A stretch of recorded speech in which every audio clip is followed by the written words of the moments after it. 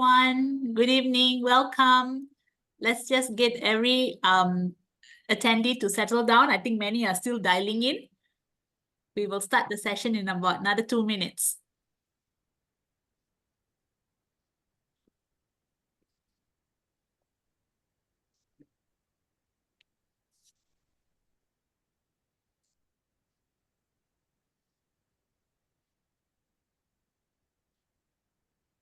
So this is going to be more of a sharing session. So we really welcome every one of you to open your video, to on your video if you're comfortable in a comfortable setting. We really welcome you to on your video so we can see you and make this very interactive and warm session, okay?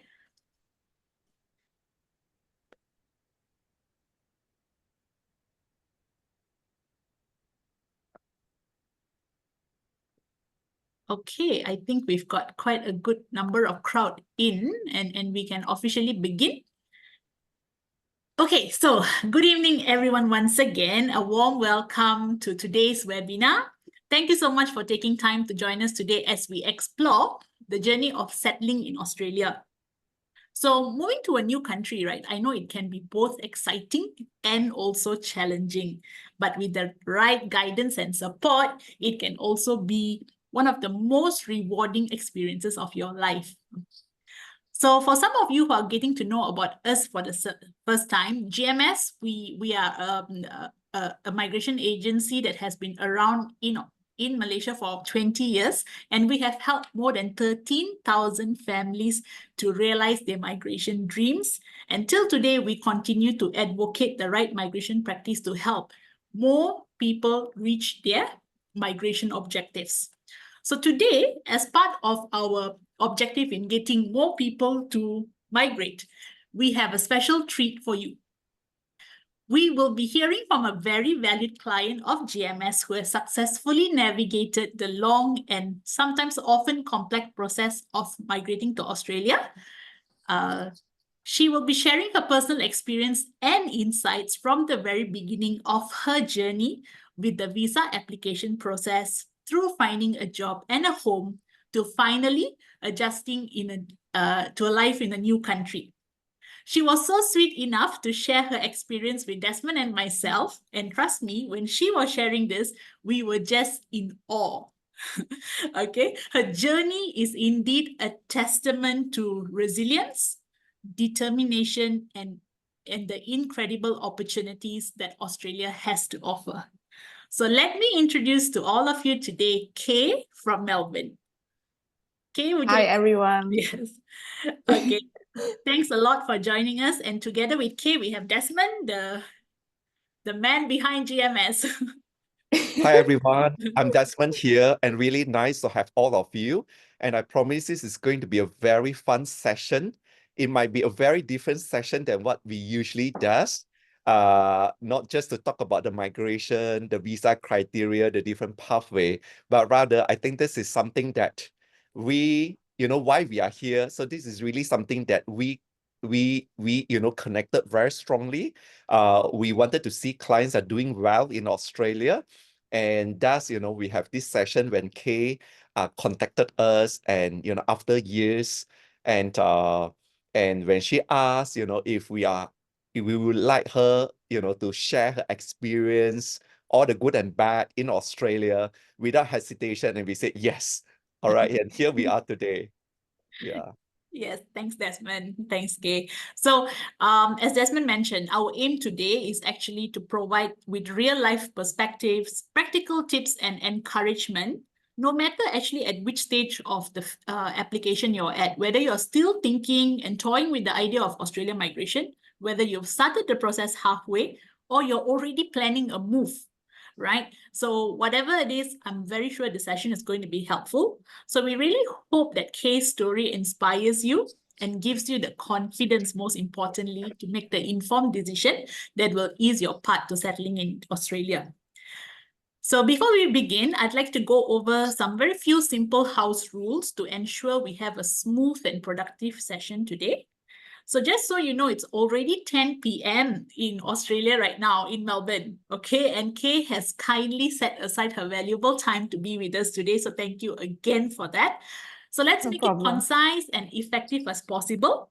So the first rule is all participants right now, you will notice that you are on mute. This is because we need to minimize all the background noise.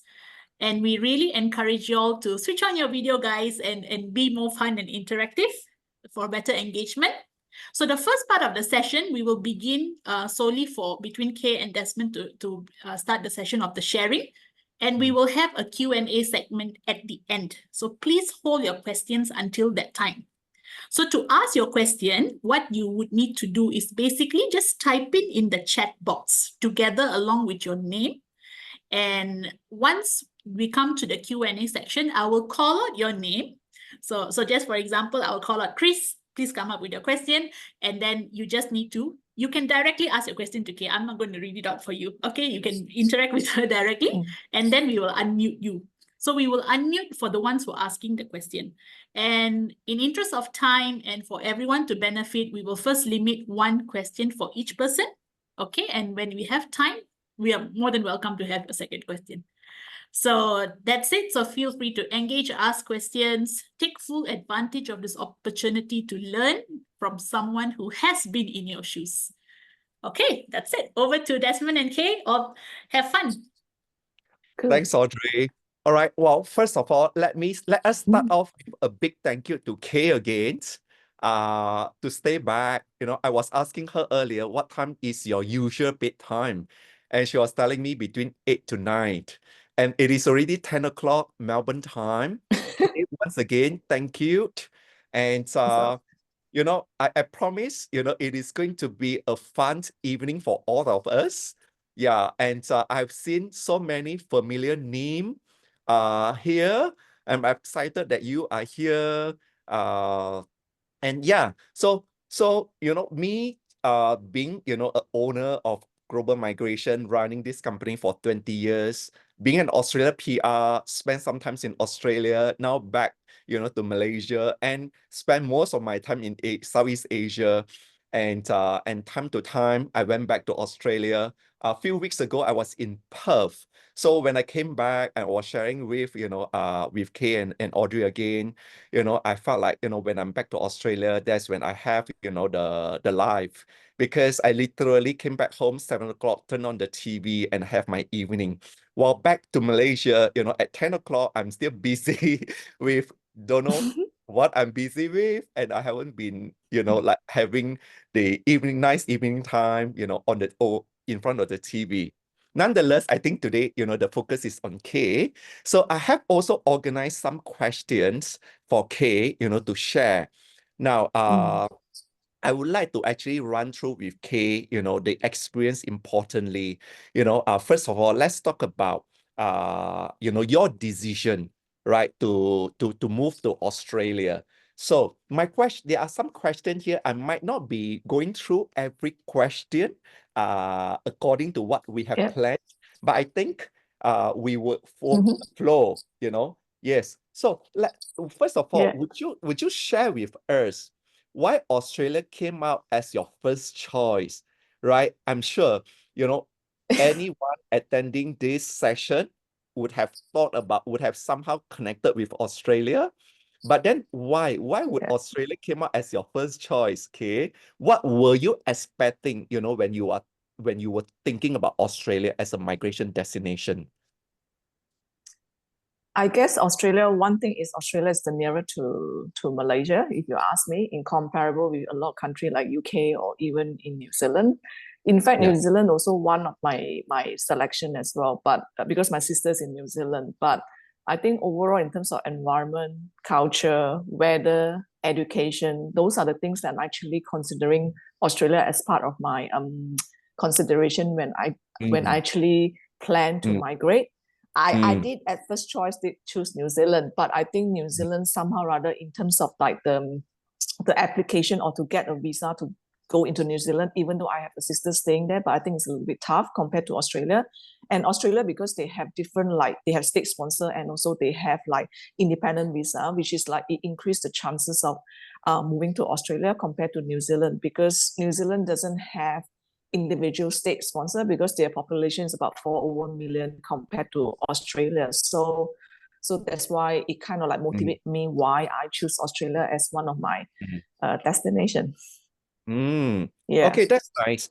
By the way, a bit about Kay. She has now moved to Australia for 8 years, and we knew her for about Yeah. 11 years now. So the whole entire process took about 2 years from the starts until the PR came through. Yeah. Looking at all the numbers, then Yes. you would have moved to Australia. Now you gotten your PR back in February to early 2016. Yeah, Kay? 2016, I think Yes, early that's right. That's 2016, right. you got Yes. your PR. How and it wasn't In take you too long February. for you to move over after the approval of your PR. Yeah, that's a good point. I got my PR in February 2016. I went for a recce in March 2016, and I moved to Australia in August 2016. So it's Right. between like kind of like 6 months. Then I make my big move to Australia. Good. Yeah. So this is the Yes. journey. This is a real life journey of someone who is now, residing and settling well in Australia. Now back to our initial question, right? So you have chosen Australia as your first Yeah. migration destination. Now, was it a long, ongoing Yeah. thought that you have went through, or was it like a quick decision that you had made back then?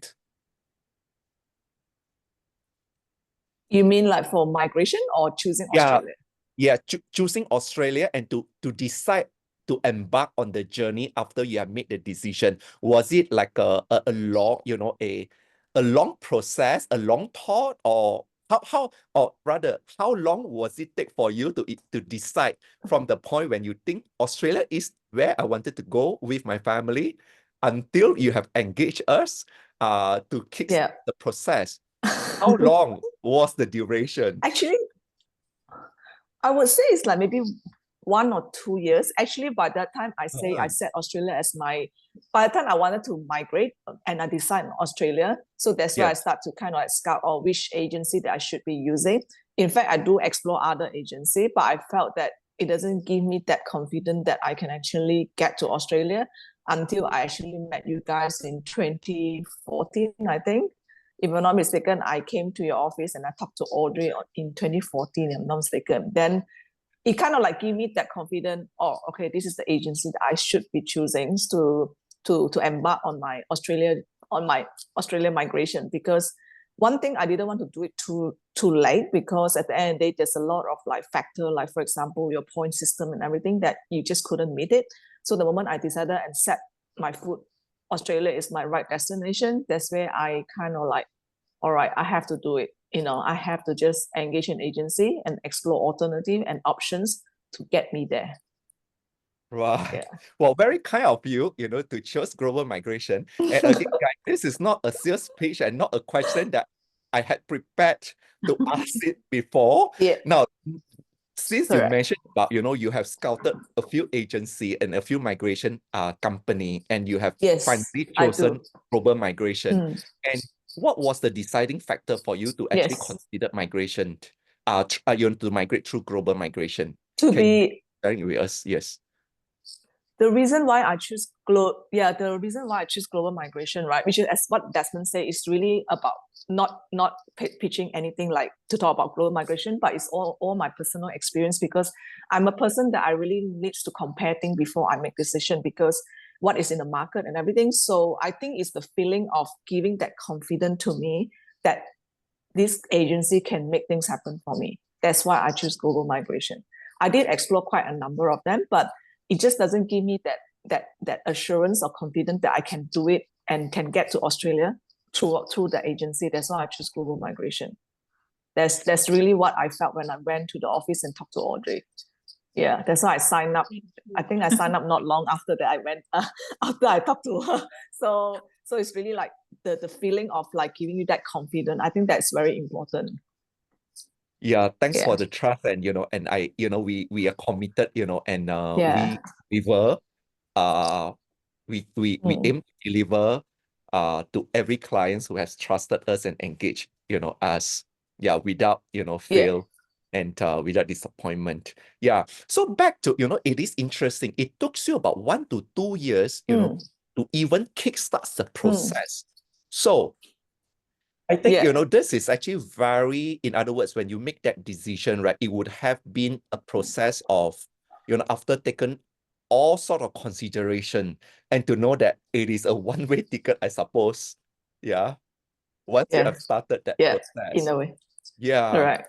Correct. Yeah. So it is very interesting because, whenever we client engage our services and when we handle a client's application, right, we may not naturally have a lot of chance to speak to the clients, and share about how they felt, both especially mentally, how they prepared themselves to even, make that decision. For us, what is important is for us to deliver the outcome, right? So this is really first time we had a chat about, this from this perspective, the mentally preparing for the move, right? So like, so once you started with us, right? So we, our focus and priority is to make sure that, we deliver the outcome. But I'm sure there were also some challenges that you faced during the visa application. Yeah, sure. Well, there is Yes. always a story, and you break our records, Kay. Would you like to share with everyone here, if you don't mind, what was the records, the biggest challenge that you faced during your visa application? Yeah, that's a good point. I think that's also something that I learned a lot, as in like the kind of like, I think I break the record. It's like I think I sit around like maybe, I can't remember, is it 9 or 10 times of the IELTS, the English test that everyone needs to sit. I don't know whether is it my English really, really bad or I just couldn't get it through. But because I need to achieve the seventh score, which is like for English, for all the 4 components, every single time that I sit that exam, I kind of like miss one. And it's not like miss like 5 or whatever. I just like maybe 6.5 to get to 7. But let's say there's something that is missing, as in like either listening or the speaking part. So I'll never get it right. I think at least I think that's what Desmond say, maybe break their record like 7. I don't remember how many times I said. I think maybe 8 to 10 times for the IL. So that's one of the like really, really challenging situation where every time you get the result, you just don't get the result that you wanted. It's like you felt like you want to give up, but I know very well what is my intention. Why do I start this journey? So the moment I already set my mind that I really want to move to Australia, I think regardless of what challenge that I have to face it. Every time I got the result, I told my daughter, okay, I failed it. I have to do it again. It's not fail as in like miserable, but it just couldn't get the desired score that you wanted. So I had to keep trying because I know what is the end goal that I want to achieve. That's why it motivates me to do that. So, yeah. So looking back, having to sit for the 10 times of the exam. Yeah. And, I'm glad that you didn't give that up. Yeah.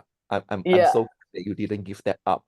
Well, as you mentioned that you set the goal very clearly. But not everyone like you, are determined enough to actually repeat the test for 10 times, right? So, if you were to share some of the encouragement, I'm sure, some of you out there probably in the process of sitting for the test, right? Well, first of all, let's not take this as it is not meant to discourage all of you. And to be fair, hey, back then, it was only an option of the IELTS, and PTE was never an option back then. And the challenge on the IELTS has always been, because it is subjective, it involves, examiner marking your, giving you a point. So it is very subjective. And like what Kay said, we have also seen many clients, having to pass 4 components at band 7, but then ended up, right, they pass 3 components at 7 or above, but 1 component at below 7. In these circumstances, they have to repeat the test over again. But those who is sitting for the test now, you are lucky because you do have an options of PTE. And this PTE, we have consistently, well, to be honest, we have not seen clients having to repeat the test many, many times nowadays, right? They really, and Yeah, PTE is a much fairer scoring system because everything is AI mark. correct. Yeah. So, okay. So, Mm. you know, And what that's where I discover as well. Yeah. yes, what would be your advice to Yeah. those still doing Mm. the English test, based upon your Mm. experience? If at all they have to repeat the test, right? What is the courage, Mm. and how did you hold on to that until you passed the test back then? I think I did, as I told you, I did like 10 times or 9 times of the IL, right? And then I suddenly discover on this PTE, which is like back then I think they just started the PTE or something like that. I kind of like try to understand the structure and everything. Yes. And I kind of like the first time I said it and I just got it. That's where my application or my visa application start from there, because I was really stuck with the English.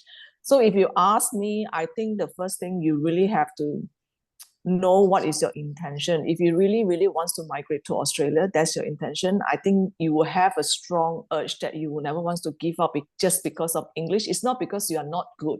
It's just because of like maybe the marking system is very different. So my personal advice, I think between IL and PTE, maybe you should like consider PTE, because I think the turnaround time is faster compared to IL, which IL needs to like take, I can't remember, it's 2 weeks or 3 weeks in terms of to get the result.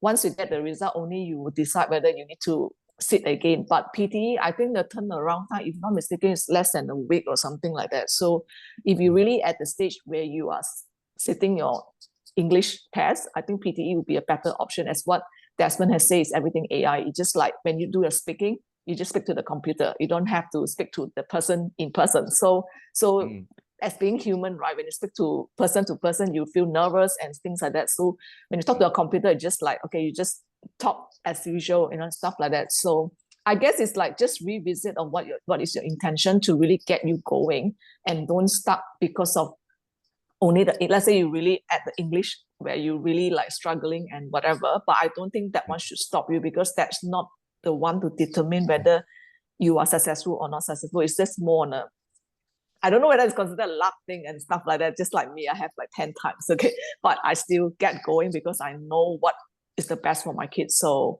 yeah, so that's why I'm doing it.